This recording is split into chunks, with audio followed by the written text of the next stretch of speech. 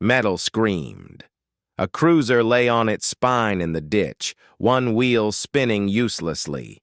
Gasoline slicked the water under a dying strobe. Caleb King didn't think. His body moved. He thumbed the dome light dead, threw his jacket over the window to kill the shine, yanked the med kit from under his seat. Floor, he breathed. 8-year-old Ava slid down, small hands tucking the belt the way they'd practiced.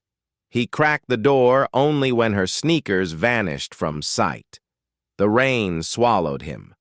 Low along the truck's flank, across the gap in 3 clean beats, shoulder through shattered glass. Inside, upside down, a young officer hung by her belt, chest hitching. Her uniform was ripped near the hip. Blood didn't drip. It pulsed from the crease where thigh kissed pelvis. "Hey," he said, voice meant for a slipping edge. "I'm with you. Look at me." Her lashes lifted.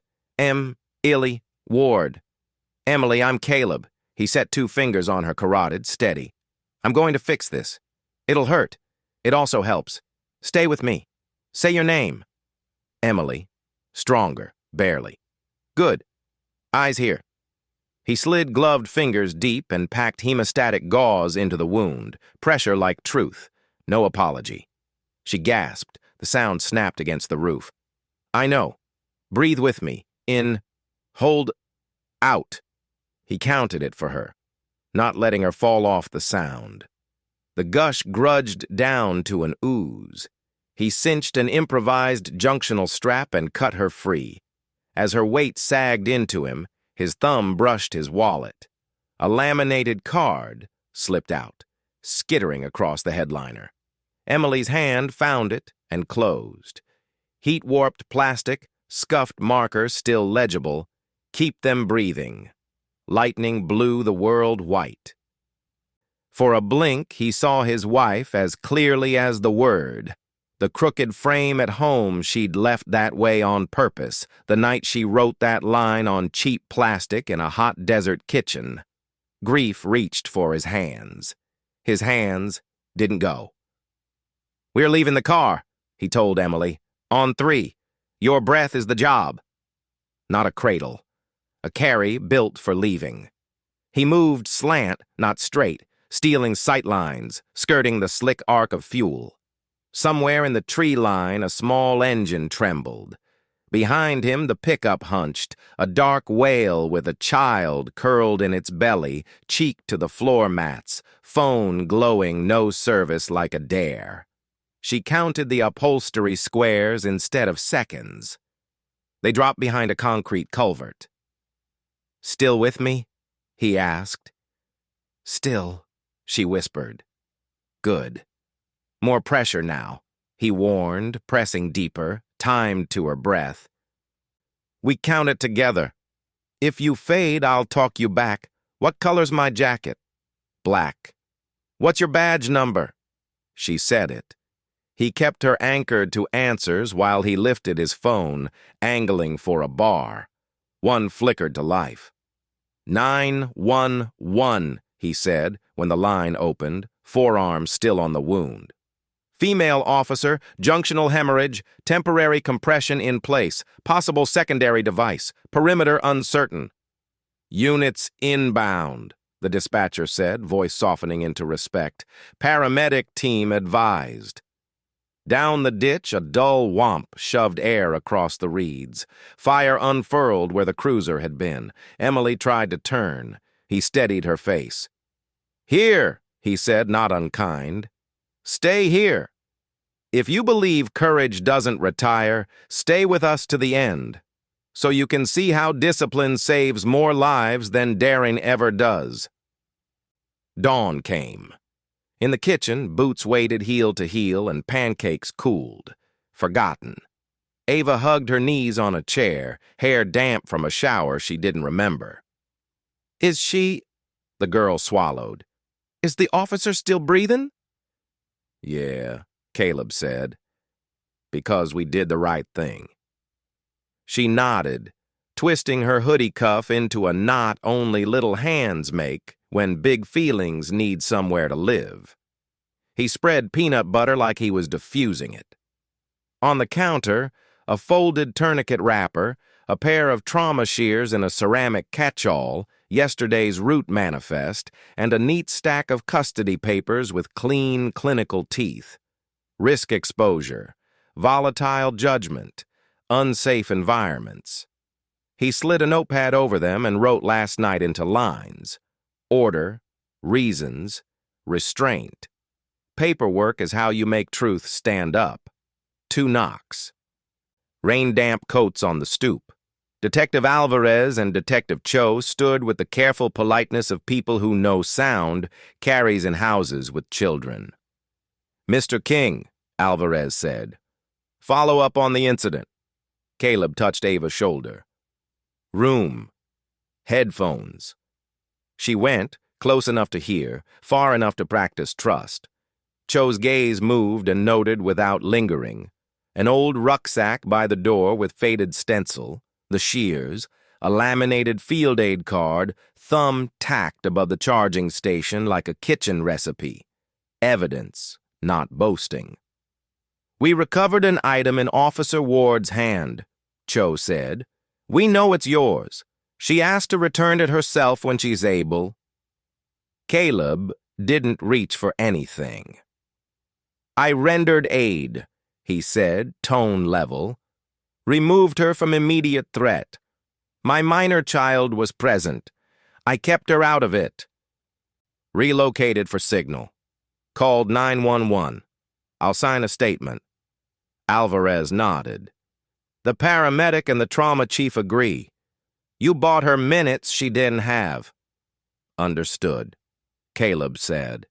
He stood in the narrow doorway, where doing right and staying safe had to share the same small space. They left. The house kept the memory of thunder. Caleb opened a drawer. Medals slept under utility bills. A photo in the hall, his wife in uniform, stayed crooked on purpose. Lighthouses don't need perfect walls. Ava reappeared, one headphone off. "It was loud," she said, rehearsing bravery. "It was," he said, crouching.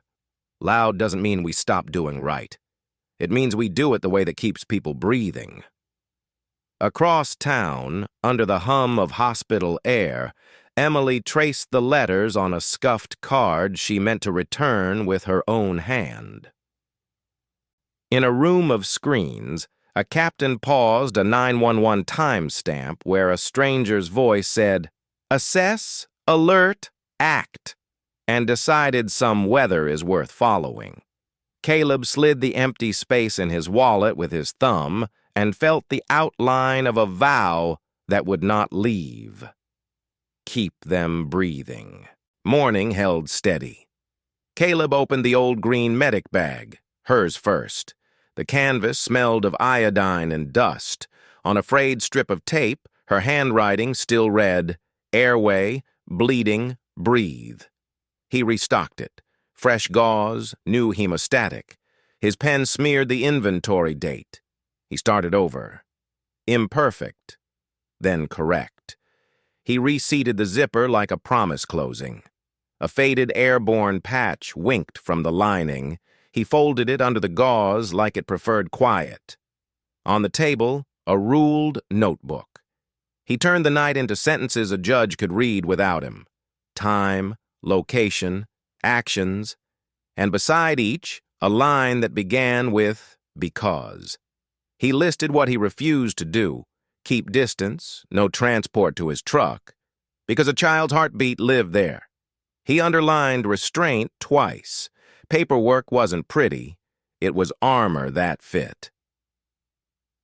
Ava sat cross-legged, hair still damp, drawing 3 blue steps. Assess, alert, act.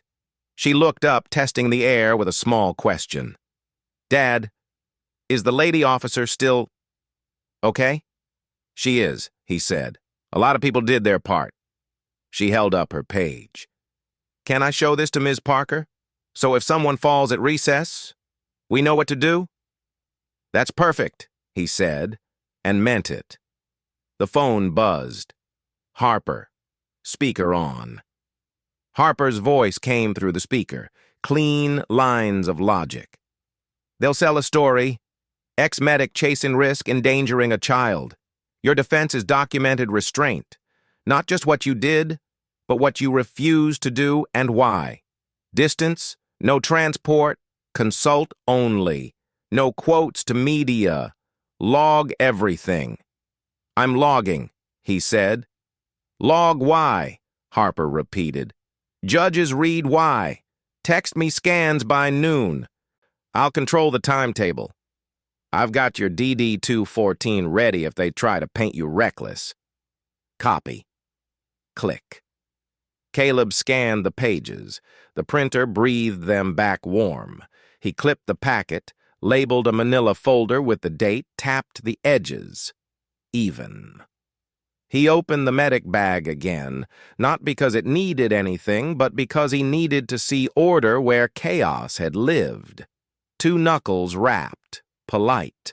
Detectives Alvarez Vacho stood on the mat, shoulders salted with the last drizzle. Caleb stepped aside. Ava read the room and slid down the hall, paper in hand. He mouthed, "You're okay." They removed their shoes without being told. Their eyes registered the quiet proofs as they crossed. Rucksack by the door, trauma shears in a ceramic bowl, a laminated field aid card thumb-tacked above the charging station like a recipe you trust. Alvarez set a thin folder on the table. "Mr. King, this is a proposal, not a questionnaire. Captain Reese requests you as a consultant to help us codify a standard against an infrastructure ambush model we're seeing." Cho slid a term sheet forward. "Classroom only, no field, hours logged for your custody optics." Caleb's gaze dropped to the green bag, then to his custody folder. "I can't," he said, voice flat.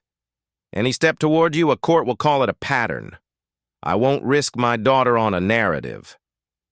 "We know," Alvarez said, his tone shifting from official to direct. "That's why we're here. Reese isn't just hiring a medic, he's hiring your restraint. A documented standard of de-escalation is the strongest argument you could have." Caleb considered that, the logic clicking into place. "My terms," he stated, not asking. "Written outline review only for now. I draft the 3A framework. My sentence goes in the MOU verbatim. I don't enter scenes. I keep people alive. No press. We revisit in-room teaching after my hearing." "Done," Alvarez said without hesitation. "Email the draft. I'll send my account by noon." "Fair," Alvarez said. He stood, then added only what mattered. "Fewer improvisations and noise means fewer phone calls at midnight. That's the scale we're chasing." They left the way they came, shoes in hand, door soft. The house took a breath. He sat and typed a single sentence for the log's cover page. "I did what I did to keep people breathing, and I did not do what I did not do for the same reason." From the hallway, sneakers whispered back. Ava hovered, holding up her drawing like a passport. "Can you read it to me?" he asked. She cleared her throat the way kids do when they become brave on purpose. "Assess," she said, tapping the first step with one small finger. "Alert." Tap. "Act." Tap. She looked up. "And keep them breathing. That's the best part," he said. He sent the scans to Harper, then angled the old bag into the sun. The canvas looked tired but ready. On an index card, he added a line beneath her words. If shaken, 444. A note for himself, for Ava, for anyone. Morning kept the house small and steady. Sun warmed the tape on the old green medic bag, her handwriting still there. Airway, bleeding, breathe. Caleb squared the folder, let the kettle hiss, and finished one quiet cycle. 4 in, 4 hold, 4 out. 2 polite knocks. Detectives Alvarez and Cho, shoes in hand, no weather, no small talk. A slim folio. "We're not here to rehash," Cho said. "Just delivering documents." 3 pages slid across the table. First page, the term sheet, exactly as Caleb had redlined. His sentence sat in plain type at the top. "I don't enter scenes. I keep people alive. Scope. Classroom only. No field. All hours logged, agendas archived, copies to counsel." Second page, a risk officer note. The department's legal civil liability risk reviewer, DD 214 reviewed, 68W honorable discharge, laying out why consult only, plus documented restraint, plus 0, public-facing lowers media and lawsuit exposure, strengthens community trust, and, frankly, helps Caleb's custody optics. Third page, a placeholder calendar, all slots after the hearing. At the bottom, Cho's neat hand. "When you're ready." Alvarez didn't sit. "Captain Reese asked we hand-deliver. Your written statement posted before noon, attached as your words, not our paraphrase." Caleb read without hurry.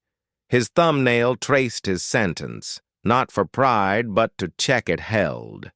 He lingered over the risk officer note. A flash of heat broke through. "I'm turning my life into evidence." He let the feeling stand, then let it pass. Discipline clicked back on. "These pages read restraint," he said. "That's the point," Cho answered. "Even if you say no, the paper shows you're living it." Caleb didn't pick up a pen. "I'm not moving any calendars before the court does." "We'll hold these as placeholders only," Alvarez said. "If you need them to exist for the record, they exist. If you need them gone, they're gone." A single nod.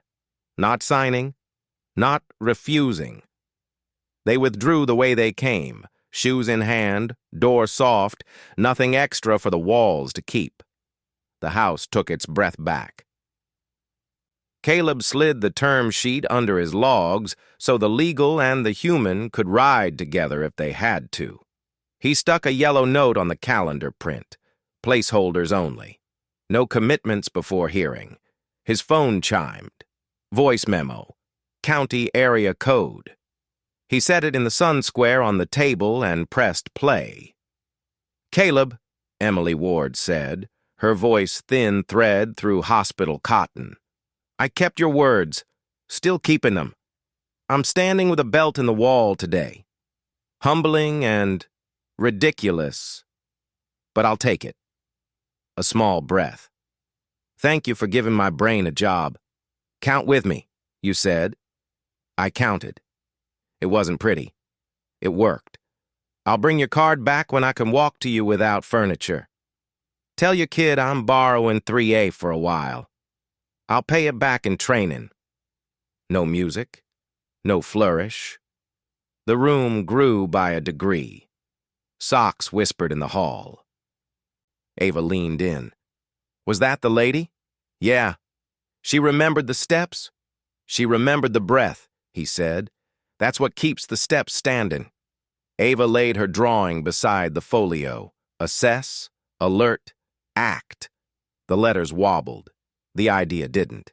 She rotated a mug so its handle matched the others. Small discipline, same language. Caleb opened the notebook and logged the visit. Date, time, who, what. He taped the risk officer note inside with a strip of clear tape, smoothing the wrinkle with his thumb. In the margin, he wrote because and drew an arrow to Ava, then to hearing. 3A, Kuwait Kitchen, her marker. Keep his phone buzzed again. An email from Cho. Subject, as delivered. PDFs attached. Time stamped in a system with more locks than doors. He downloaded, saved, printed, clipped them to the back of the folder. The packet felt heavier in a good way. He glanced at the term sheet, his sentence like a floor joist, and at the calendar slots waiting after, not before. A small seam inside him tugged. Father versus helper. It wasn't a clean tie, it didn't have to be. "Can I take this to Miss Parker?" Ava asked, tapping 3A. "Maybe we can keep someone breathing at recess." "I think you just started a standard," he said. She smiled. Quiet. Private. He looked back at the medic bag, at the tape with her handwriting, at the neat row of mugs. He breathed one more full round. The morning's flash of heat had cooled to a usable edge. Say no before yes. Hold the line. Help in order. He added one last line to the log, more for himself than the file. Today I kept the no before the yes. Restraint first, then help. Same job. Sun slid another inch. The tape on the green bag caught the light and gave it back. Outside, the city practiced its crossings. Inside, a father squared paper, a child packed a drawing, and somewhere in a hospital, a young officer measured hallway fence posts and promised a card would change hands when the body remembered how to carry itself. The day didn't demand more. It offered room. Caleb let it. The precinct's briefing room was all hum and hard light. A city map filled the wall, blue canals, gray service roads, small red circles at the edges where no one looked until something went wrong. Detective Cho clicked the remote. "Patent brief," she said. "Ambush at infrastructure, pump stations, utility bridges, service alleys, loud, wet, slippery, radios drop, corners lie." Body cam clips flashed. An iced catwalk, a cooler taped to a hinge, a chase into steam, then a shout and the whitewater. Captain Reese stood behind a chair. "Under noise we improvise. Improvisation makes injuries. Injuries make headlines. Headlines make lawsuits." No anger, just math. "We need a way to work that doesn't depend on nerve." Caleb sat at the end of the table with a civilian badge on a lanyard, notebook open. He wasn't here to suit up. He was here to write how not to. Reese nodded to him. "Give us the skeleton." Caleb kept it simple. 3 steps: assess, alert, act. It's a plain English lift from TCCC, TECC principles we use downrange. Think of them as don't be surprised in 3 moves. He pointed to the map. Assess. Treat the scene first. If it's loud and wet, assume poor footing and bad radio. Don't rush the first door you see. If the hinge looks wrong or something is taped where heat should be, you don't touch it. You change how you approach it. He held up 2 fingers. Alert. Put the right people in the loop before you move. EMS pre-staged. A repeater if the site eats signal. Say what you're doing on air, so the record shows why you did it. A 3rd finger. Act. Start treatment at the threshold. Standoff first tools. Robot tethers, paracord pulls, pole cams. Rope lines on catwalks. No foot chases by water or high voltage. If someone runs into a death trap, you don't pay for a yard with a life. A supervisor in the back leaned in. "That's a lot of thinking while it's loud. What about hard entry? Hit fast, end it." Emily Ward, pale but steady, answered before Caleb did. "Fast into a slip doesn't end it," she said. "It makes a second problem. We're not freezing. We're choosing." The supervisor's jaw worked. "And if they move because we don't?" Caleb stayed plain. "Then we move after we fix what kills us first. Sightlines, footing, comms. That takes seconds. A fall takes months. The rule is simple. Make the place safer before you make it quieter." A younger officer raised a hand halfway. "Okay, but what do I actually do when I see a cooler on a hinge?" "Back off. Get a look under the door with a mirror or pole cam. If it's dressed, you don't open it. You pull it from distance or you leave it. Your job isn't to touch it. Your job is to get everyone home. Cho advanced a still of a catwalk over the main intake. 3 near falls here in a year, she said. Run rope lines before anyone sets a foot on metal, Caleb said. No exceptions. If a suspect runs toward the intake, you stop at the rope. You grab people from where they can be grabbed. You don't create a dive rescue to finish a foot chase. The room settled. No one loved it. No one could argue it. Reese glanced at Emily. Ward? She tapped her radio out of habit. Add a talk through for conscious injured. I'm here. This will hurt. Breathe with me. It keeps people with you. Write it in, Reese said. Caleb drew a short list on the whiteboard under the map. Site audit checklist. Choke points, footing, doors, power.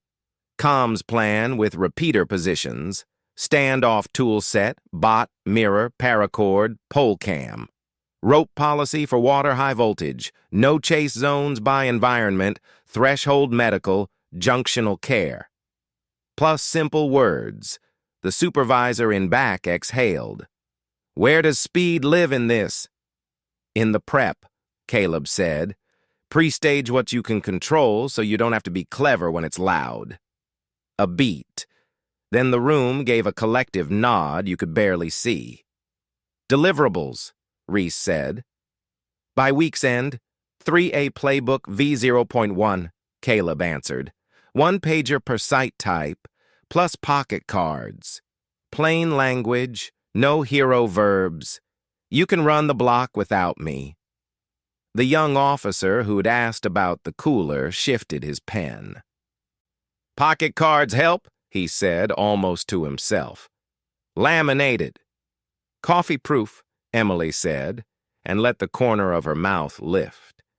Reese looked back at the red circles on the map. This isn't just pumps, he said. It's any ugly corner with bad sound. Exactly, Caleb said. The trick changes. The rule doesn't. Reese closed the briefing. Make me a standard that holds when the city gets loud. Caleb sat, dated the top of his page, and started the draft. No slogans, short lines, steps you could run when your boots were wet. Outside, trucks thumped over the service bridge. Inside, a department chose a quieter way to win, not by going faster than the noise, but by making less noise matter. He wrote the title across the first sheet in block letters. 3A Playbook V0.1. Then he wrote the first rule anyone could follow. Make it safer. Then make your move. The MOU was signed. No ceremony. Caleb's only thought, paper keeps promises standing, and the judge reads paper. The training room smelled of rubber mats and coffee. No podium.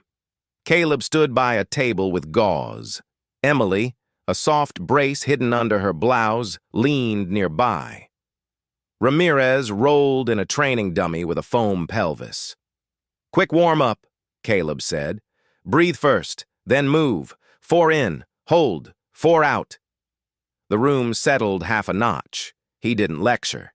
He pointed to a taped line on the floor, a door prop, a coil of rope, the dummy on a low table. We're running 3 micro scenarios. I'll ask, you tell me, we do it. He faced the room. Scenario 1, radio dies in a loud space. What's your first move? Keep talking, someone said. Wrong order, Caleb answered. Easy. He glanced at Emily. Move for signal, then talk, she said. You can't help if you're underwater. Tactical slogan on the whiteboard. Signal first, then speak. Scenario 2, Caleb said, towing the door prop. The hinge had a cooler taped across it. What's wrong with this picture? A young officer with sharp eyes stepped closer. It's bait, he said. But if there's a clock ticking inside, We don't have time for mirrors and rope. If there's a clock, Caleb countered, then speed is the last thing you want. You want distance. Emily shook her head. If it's dressed, don't press. Mirror, pole cam, or standoff pull from distance, Ramirez added, voice level. You don't buy a foot of progress with a pound of flesh. Caleb wrote it tight. Door waits. We don't. He didn't explain. He moved to the third station. Scenario 3. Runner heads for water, he said, nodding at the rope and a marked intake zone. Show me your feet. The skeptic squared up, eyes flaring with old habit. He took 2 quick steps after an imaginary suspect. Emily's voice cut in, firm, not loud. Rope before foot! He stopped, jaw clicked. Ramirez clipped the line to a harness on the officer's vest. Try again, Ramirez said. Now you can move. Line buys luck. They ran it again. The officer still leaned forward too early. On the third run, he stopped, checked the rope, and stayed tethered. The room saw the adjustment. Good, Caleb said. That's muscle memory getting a better job. No lists. They made the rules with their boots and hands. Ramirez popped a glove, set 2 fingers in the foam pelvis. Junctional bleed gives you minutes, he said. Not many. Packing buys them. He stuffed gauze, steady pressure, no drama. Don't lie about pain. Say what you're doing. Keep their eyes. Emily leaned over the dummy. Words, then hands, she said to the room. I'm here. This will hurt. Breathe with me. If they're with you, they don't fight you. Caleb pointed at his watch. 30 seconds isn't speed. It's control. Make it safer, then make your move. The young officer spoke up. What if I don't have the gear? Then you have distance and time, Ramirez said. Make both, Caleb added. And a voice. Log your choices on the radio. The record protects you. No one rolled eyes this time. They were busy writing. Reese stepped in near the end, no fanfare, a thin stack of laminated cards under his arm. Cards are ready, he said. Issue after Caleb's hearing. Schedule goes live after that. Scenario lab, then site walks. All classroom and controlled spaces. He held up a card. One side was a clean ladder. 3A, assess, alert, act, with short, blunt rules underneath. Signal first, rope before foot, paper beats memory. The flip side was simpler. Keep them breathing, followed by 4 lines about breath, consent, and staying alive. Run these until they feel obvious, Reese said. The room took cards, plastic hissing against vest fabric. Run these until they feel obvious, Reese said. The room took cards, plastic hissing against vest fabric. The skeptic flipped his once, twice. If someone runs and I hear water, he didn't finish. Your feet stop, Emily said. Your rope talks. Distance is a decision. He half smiled, more like a grimace that had found its better shape. Copy. They closed with a drill, a loud fan, a radio turned to static, a door prop, the dummy, the rope. Caleb didn't speak. He pointed. Officers moved. One set a repeater, one ran the mirror, one clipped the line, one packed under Ramirez's elbow while Emily kept a steady stream of words for the imaginary patient. Nothing flashy. One small, near mistake. The skeptic swung a foot past the tape. He caught himself, stepped back, thumbed the rope like a reminder, and stayed tethered. Caleb let the room hold the silence afterward. Then, lock it in, he said.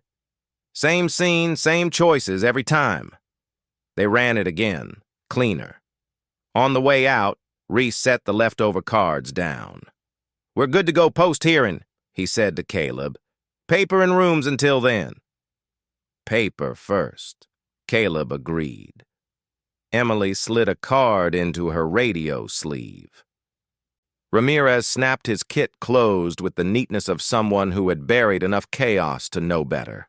The skeptic lingered, finger tapping the rope coil. So, if it's loud and ugly, Caleb finished for him. Make it safer, then move. The officer nodded once, the kind you keep. I can run that.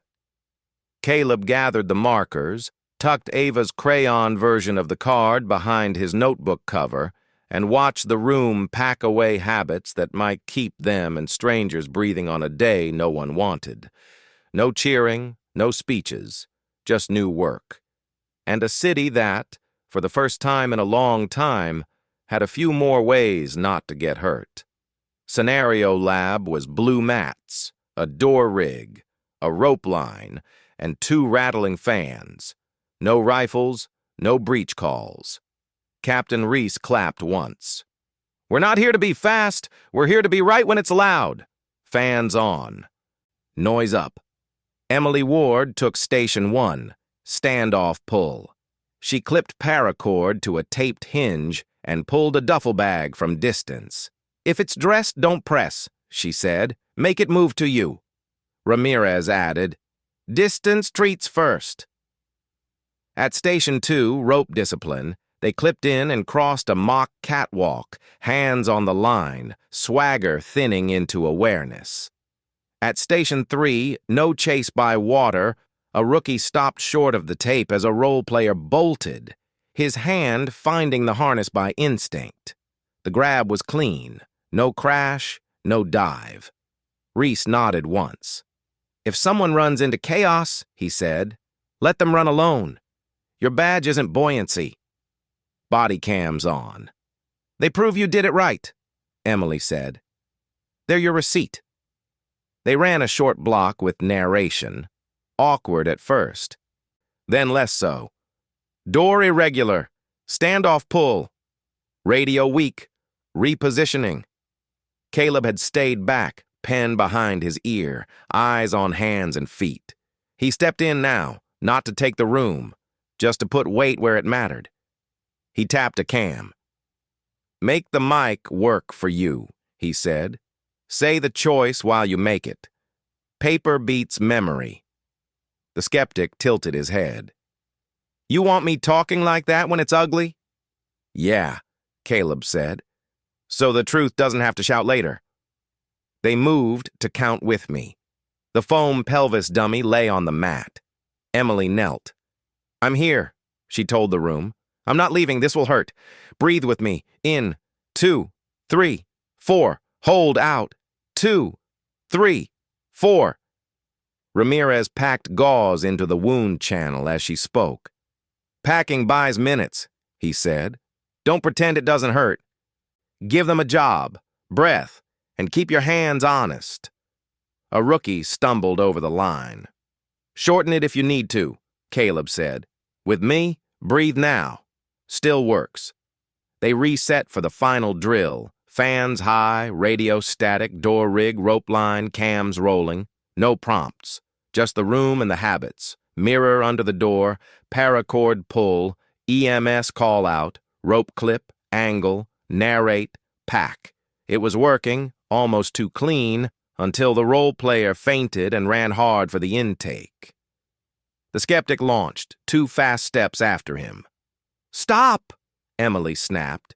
He didn't hear. Noise and adrenaline ate the word. One more step and he'd cross the tape. Caleb moved once. He seized the rope with his right hand and yanked sideways, not back, turning the cop's momentum into a pivot instead of a tug of war. The officer's boot scraped the red line, then planted inside it. Harness loaded. Pride would have broken where webbing held. Caleb didn't lecture. Look down, he said. The officer looked. Red tape, rope in his vest, the painted drop. He swallowed, back 2 paces on his own, keyed his mic. Holding it rope, he said, voice rough. Runner at water, I'm not crossing. Silence punched through the noise. The drill resumed, slower, smarter. The line held. Reese raised a hand, fans off. The room exhaled. "That," he said, "is why we practice in the noise." The skeptic stood very still, heat in his face. He started to apologize. "Don't," Caleb said. "Say it how you'll say it on the street." The cop keyed his mic again, even with the fans dead. "Holding at rope," he repeated. "No chase by water. Distance is the decision." Emily's shoulders eased. Ramirez peeled a glove and nodded once. A near-ugly moment had turned into a clean sentence the whole room could carry. They ran the full drill one last time. Not pretty. Precise. Narration at the right moments. Body cams seeing decisions before hands. At the end, no fist pumps. They let quiet sit where panic used to live.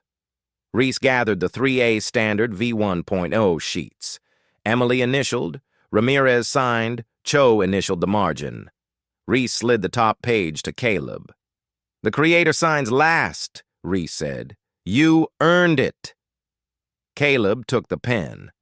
For a second, he saw the Kuwait kitchen, the marker in her hand, the 3 letters big because sleep was rare and clarity was mercy. He signed next to a space that felt like it belonged to her, too. Ink down. Simple. Reese tapped the signature. "Policy lives on paper," he said, pointing to the mats, the rope, the door. "But it survives in there." "Practice is the proof," Caleb said. The skeptic still held the rope, this time on purpose. He clipped it back on its hook, slid a pocket card behind his badge, and gave a tight nod he meant to keep. "Again, next week," Emily told the room. "Same noise, same rules." "Same outcome," Ramirez said. "People go home." They killed the drill lights. Fans spun down. Officers filed out, cards tucked, cams docked, rope coiled clean. No cheers, no speeches. Just a little more air in the room. Caleb stayed a beat, thumb on a laminated corner. True when it's loud. He slid one card into his notebook and closed it. The room held its quiet and the habits held their shape. A city had learned something today, not to be brave louder, but to be brave cleaner, to choose distance, to keep breath. By noon, the calls had found him. Unknown numbers, blocked numbers, emails winking like traps. Caleb forwarded them all to the precinct's media inbox with the same line. "Please contact Captain Reese. I don't give statements." The doorbell camera pinged. A hatchback at the curb. A long lens over the window. A business card slipped through the mail slot. He slid it under a magnet labeled "No" and kept breathing. On the counter, the laminated 3A card sat beside a manila folder. He opened the folder to be sure yesterday's training logs were clipped square. Agenda, attendance, body cam time codes, the rope line near miss written in plain words. No hero verbs, just choices and reasons. The voicemail icon pulsed. 1. He pressed play, speaker down. A sugary voice sharpened. "Caleb, we're running a piece on the medic father. If you don't comment, we'll quote sources who say you're leveraging a tragedy for custody. Call me by 3. Heat rose, fast, dumb, familiar. His thumbs opened a reply. "You don't get my kid for ratings." He stopped. 4 in, 4 hold, 4 out. He deleted the draft, forwarded the voicemail to Reese, and typed a single line, routed to PD per MOU. No comment from me. The phone buzzed. The school. A reporter had called asking his pickup time. "We didn't answer," the front desk voice said. "We'll route all inquiries to the precinct and walk Ava to your truck today." "Thank you," he said, and logged the call. He thanked her, logged the call, wrote the because. 2 knocks. Harper stepped in with a flat briefcase and a file, heavier than it looked. He set it down, rolled his sleeves, and didn't waste the first sentence. "I filed the supplemental," Harper said. "Risk officer note, your logs, the near miss from training, it's all in there. The judge will read documented restraint until it echoes. I also flagged the DD-214, 68W, honorable family separation after her KIA. One line, no violins." Caleb exhaled. "Paper keeps promises standing and keeps strangers from writing your life for you," Harper said. He glanced at the door camera on the counter. "Let Reese be loud. You stay legible." When Harper left, the hatchback was still at the curb.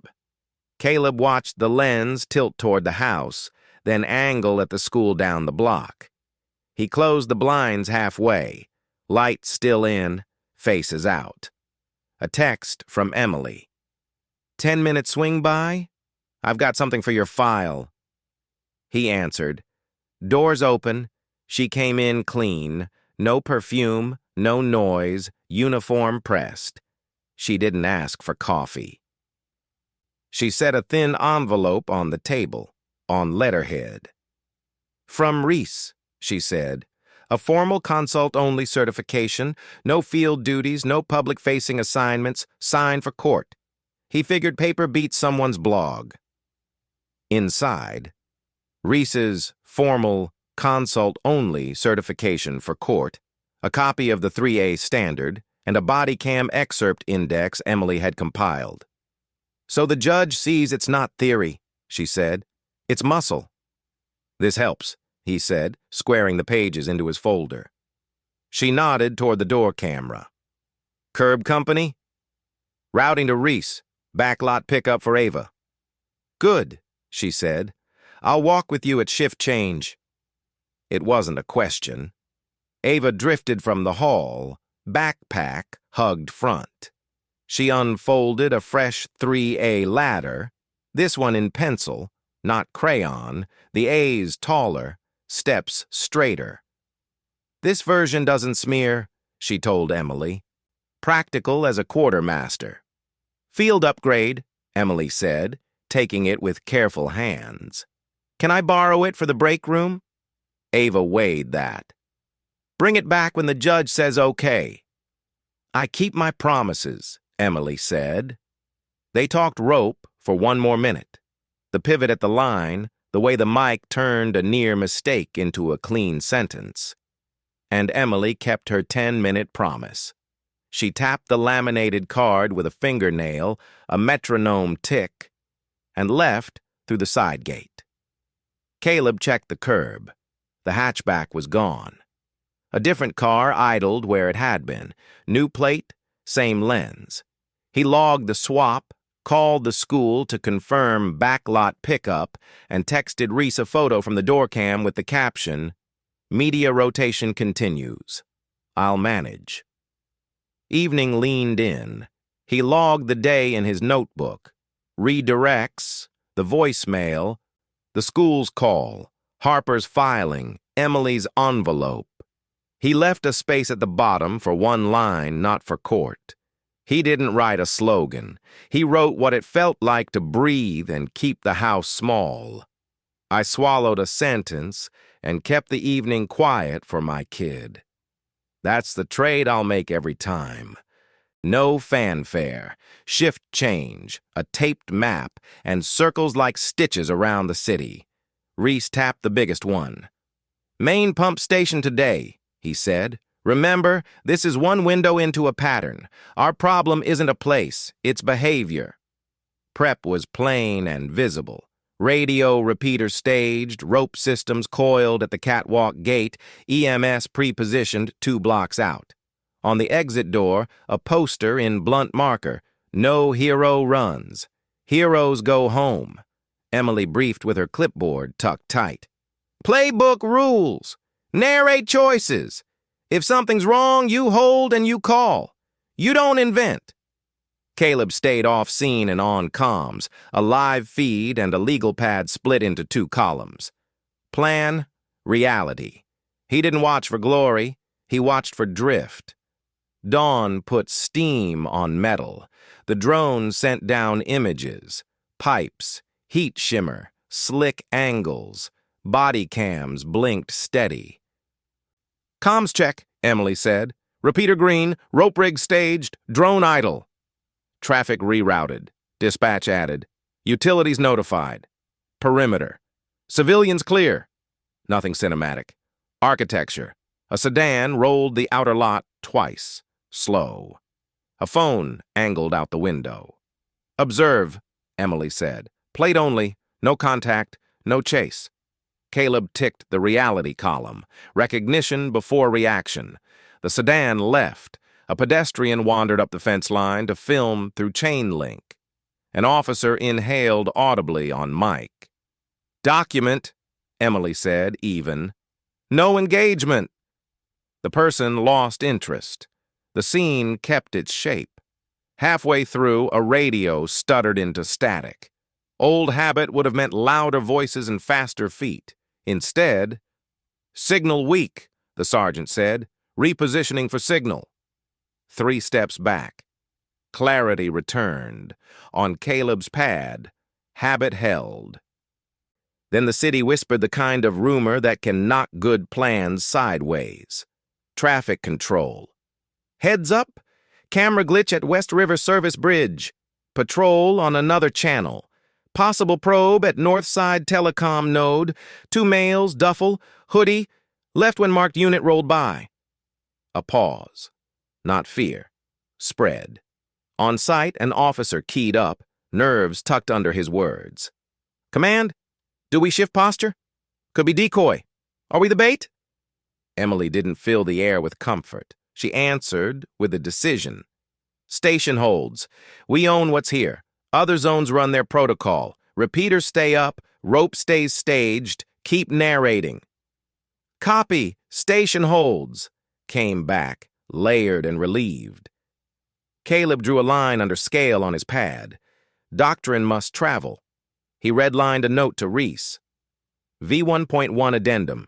Telecom docked junction checklist mirrors pump, visibility, power cut, door dress, rope policy for graded decks. The drone feed caught something better than rumor. A cooler-sized rectangle taped across a maintenance door hinge. Edges too clean, adhesive along the wrong line. The camera dipped. A sliver of fishing line quivered near the hasp. "Door dressed," an officer said, voice anchored.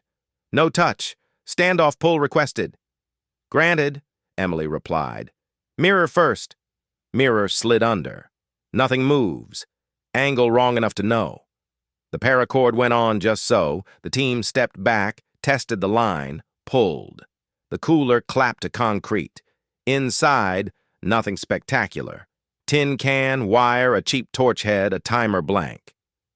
"Documenting," someone said. "No detonation. No injuries."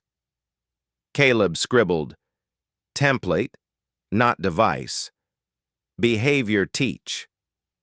He added a red line in the SOP margin, fishing line tell, add to door audit mnemonic. Another hour. The big thing that happened was nothing loud. Rope clipped before boots crossed metal, EMS staged but bored, officers narrating choices like receipts. The rumor at the bridge fizzled. Patrol there followed the same playbook and sent back nothing happened with time stamps to prove it. Rotation home. Rope recoiled, standoff kit restowed, cams docked. No chest thumping. Just, "Logs clean, repeater back in the case, pre-stage reset for next watch." The skeptic, now the officer who checked his harness twice and once more when no one was looking, handed Emily a scuffed pocket card, laminated twice. "Didn't lose the line today," he said. "That's the job," she answered. Caleb typed a one-liner to Harper. "Pilot ran clean. SOP held under noise, plus unknowns." Harper's reply came back. "Competence without spectacle." Courts read that. Reese leaned in the ops doorway, read the room, didn't grin. I'll want V1.1 on my desk. Telecom and bridge language cloned off today's. You'll have it, Caleb said. Good, Reese said. And one more. We'll hold post-hearing for any site walk. Doctrine only until then. Caleb nodded. His pad had already written that rule before Reese said it. He shut down the monitor. The room shrank to ordinary. Hums, a thermos he'd ignored, a pen that had earned its ink. He was about to stand when his phone blinked once. Reese. The text was not a compliment. Forensics pulled adhesive scrapings and solder traces from that cooler.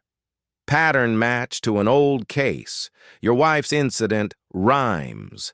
Not confirmed. Doctrine only. Meet 0600 for brief. Caleb read it twice. The air thinned around the word rhymes without breaking. He put the phone face down, opened the pad to a blank corner, and wrote 3 lines he knew he could live by when the past tried to steer. We don't change the rule because it hurts.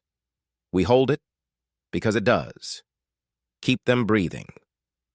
On the screen, he'd just turned black, his reflection held still long enough to pass for rest.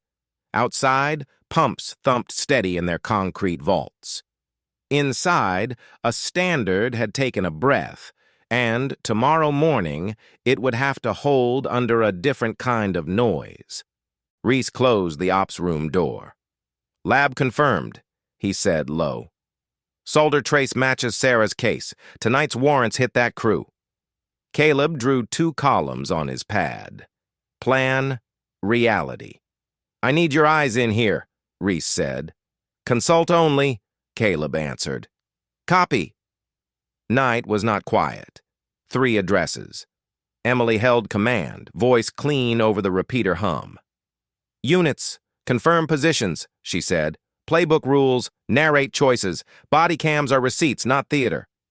On the screen, a drone bled infrared into angles. A telecom annex, a service bridge girded in frost, and the pump station's east annex, corrugated and ugly.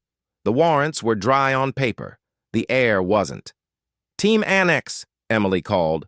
Door 1 looks dressed, mirror. A body cam dipped. Cooler, taped hinge, fishing line. The exact tell from V1.1. Standoff pull requested, the sergeant narrated. Granted, Emily said. The cooler clapped to concrete with a pop and a hiss. No fire. Low order, came the calm. No injuries. On Caleb's pad, under reality, he printed, Robot, rope. Blast. At the bridge site, officers clipped into the rope line. The skeptic checked his harness twice. Rope before foot, the line answered the unspoken cue. Back at the annex, a silhouette broke from shadow, a runner with a phone and a plan. He cut for the intake rail, angling just right for a camera to catch a shove.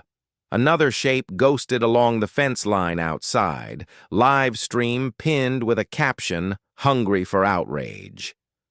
Runner to water, the skeptic said, breath tight but feet holding. Request pursuit? Ops went quieter than audio should allow. Emily's eyes flicked to the wall camera. Across the glass, straight to Caleb. She didn't speak over him. She waited 1 beat. Caleb's hand hovered over the table mic. His jaw found the rhythm he'd given strangers. 4 in, hold, 4 out. He pressed the button. Command, he said to Emily, not to the line. Hold the rope. No chase by water. Box him past the red. Arrest when it's safe. Emily didn't translate. She owned it. All units, she said firm. Hold line. No chase by water. Angle left. Rope tight. We arrest after the fall risk. The runner performed his fall, skating toward the drop. The young officer grabbed rope, not man, turning momentum into a pivot. The runner bounced off the webbing and was cuffed by a second officer, clean and low. The live stream got distance, not drama. Caleb wrote it without flourish. Range before reach. Held. Suspect secured, the sergeant said. 0 water entry. Document, Emily returned. Chain intact. On the telecom feed, a team split a cabinet and found what they were looking for. Timer blanks, solder jig, the same adhesive. Evidence bagged clean. A secondary voice cut the net. Traffic control. Unconfirmed chatter. Second vehicle leaving a rented garage 2 blocks west of the bridge. Team bridge, Emily said. Hold posture. Patrol tracks the vehicle, no chase unless boxed. Same rules. Copy. Holding. The ops room breathed. Not easier. Correct. A side channel blipped. The school SRO. Mr. King, we see the city chatter. School locked quiet. We're steady. Caleb didn't turn his head. Copy, he said, and never stood. At the annex, a maintenance guard sat on a curb, hand nicked by a splinter from the pop. Ramirez, on mutual aid, pressed gauze and words in equal measure. You've got fingers because nobody sprinted, he said, then keyed his mic, flat for the record. Standoff saved a life. Reese stayed behind Caleb, silent and present. He didn't play conductor. Emily had the baton. But when the telecom team called evidence in, he let one breath leave a fraction slower than it came. Team Annex, Emily said. Check the north door, mirror. The camera dipped. No line, no cooler. A shadow under the jam that didn't match the rest. The sergeant put the mirror aside and knocked twice. Police, warrant, door opening. The door eased back. 2 inside, hands up. The team worked the card, narrating choices, clean cuffs, no bangs. 2 in custody, the sergeant said. Workbench with adhesive scrapings. Caleb underlined adhesive without looking, because his hand already knew the letters. The only missing piece was the one that taught him the word widow. Ops could feel it. The crew's head wasn't here. The bridge camera picked a sedan nosing away from the rented garage, turning not toward the annex or the bridge, but away, toward a flood control road with more cameras than shade. Patrol has plate, dispatch said. No chase. Drones tracking. Emily didn't ask for permission. She gave direction. Hold all sights. Let traffic pinch him at a safe stop. We're not trading a clean night for a dirty clip. On Caleb's pad, he wrote the thing he didn't want but could live with. Head nod in hand. Process in hand. The next 12 minutes were method and map. The sedan parked itself under a newly calibrated camera. Units boxed soft. The arrest was one clean sentence. Suspect 1 in transport, came the call. Cuff check good. No injuries.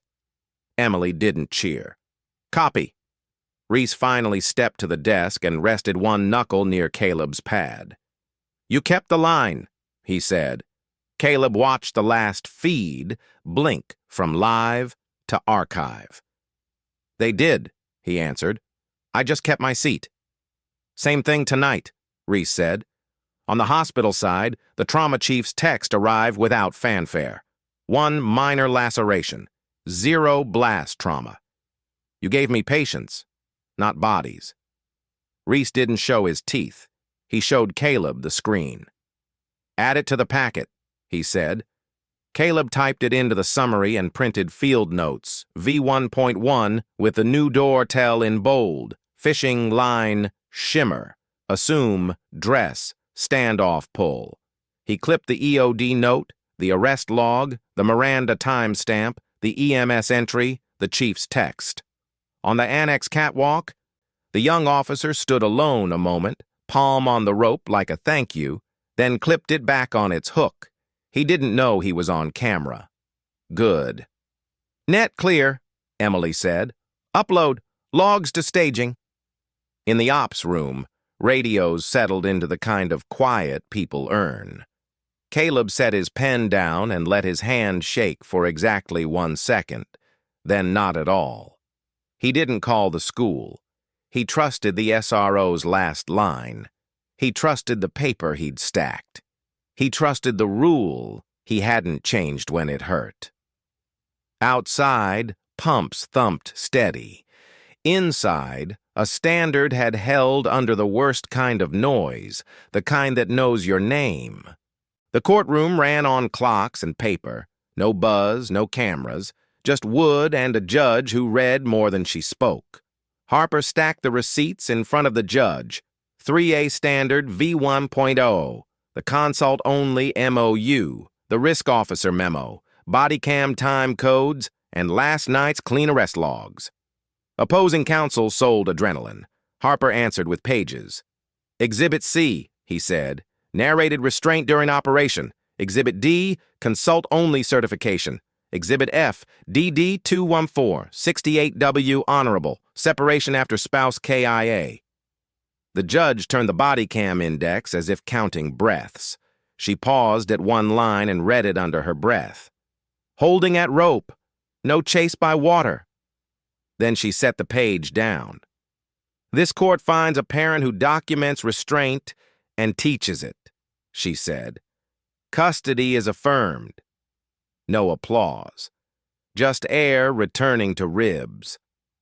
Harper touched Caleb's shoulder once, a thank you that didn't need words. On the steps, Reese waited. Schedule's live, he said. In room only. He handed Caleb a second sleeve, photocopies of the arrests, the lab match, the chain of custody. All the loud things softened into ink.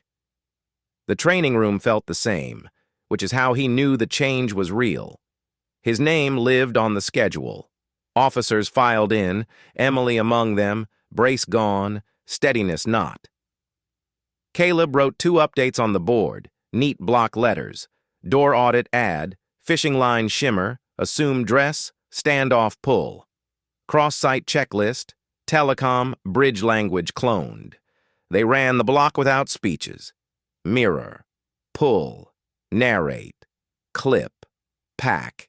Nothing flashy. Everything true. During reset, Emily stepped close with a small parcel wrapped in brown paper and twine. From me, she said, and set it in his hands.